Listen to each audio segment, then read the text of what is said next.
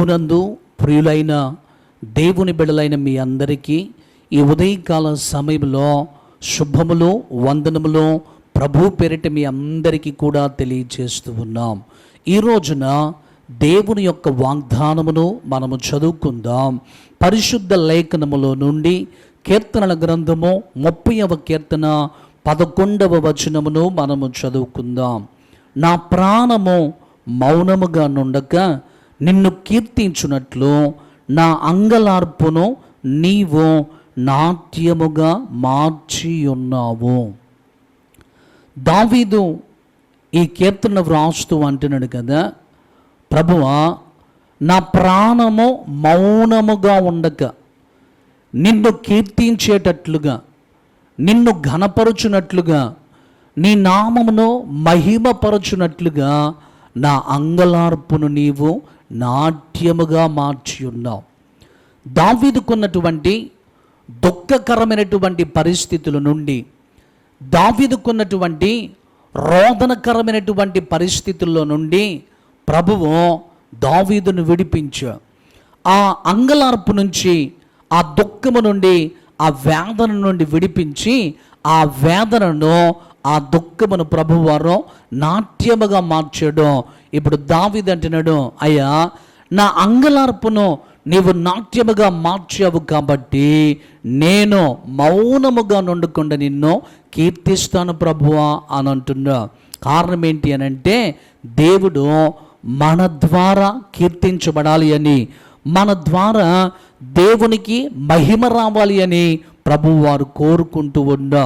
ఒకవేళ ఈ ఉదయకాల సమయంలో నీవు ఎలాంటి ఆ దుఃఖకరమైనటువంటి పరిస్థితులను ఎదుర్కొంటున్నావో నాకు తెలియదు, కానీ ప్రభువారు నీ ప్రతి దుఃఖకరమైనటువంటి పరిస్థితిని చూస్తూ ఉన్నా.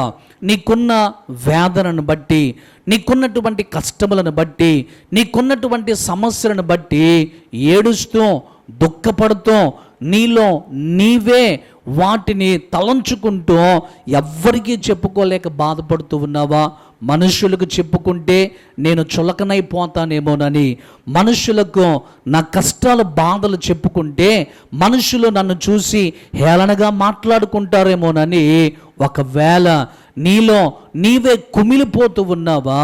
నా ప్రభువు నీ దుఃఖమును నాట్యముగా మార్చేటువంటి రోజులు చాలా సమీపముగా ఉన్నాయి. ఆయన ఎవరైతే ఆయనను నమ్ముకుంటారో, ఎవరైతే ఆయన మీద ఆధారపడతారో వారిని ఆయన విడిచిపెట్టేటువంటి దేవుడు కాదు.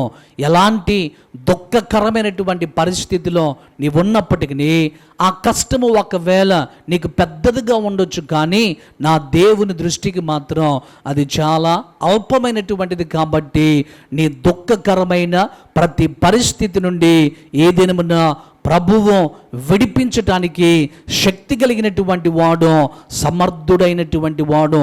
అందుకే దేవుని లేఖనము తెలియచేస్తూ ఉన్నది కదా, నీ దుఃఖ దినములో సమాప్తములైనవి అని. ఇప్పటిదాకా నువ్వు ఎందుకు ఏడుస్తూ ఉన్నావో, ఎందుకు దుఃఖపడుతూ ఉన్నావో, ఇక ఆ దినములన్నిటినీ కూడా ప్రభువారు ముగించి వేస్తూ ఉన్నాడు. వాటన్నిటిని కూడా ప్రభువారు సమాప్తము చేసి నీ జీవితాన్ని నాట్యముగా మార్చి ఆనందముతో, సంతోషముతో ప్రభువారు నింపుతాడు. కనుక ఈ రోజున ప్రభువారు నీ దుఃఖకరమైన ప్రతి పరిస్థితులన్నిటి నుండి విడిపించి నీ అంగలార్పును నాట్యముగా మార్చి ఆయన నీ జీవితంలో బలమైనటువంటి కార్యములో, గొప్ప కార్యములో ప్రభువారు జరిగించునుగాక.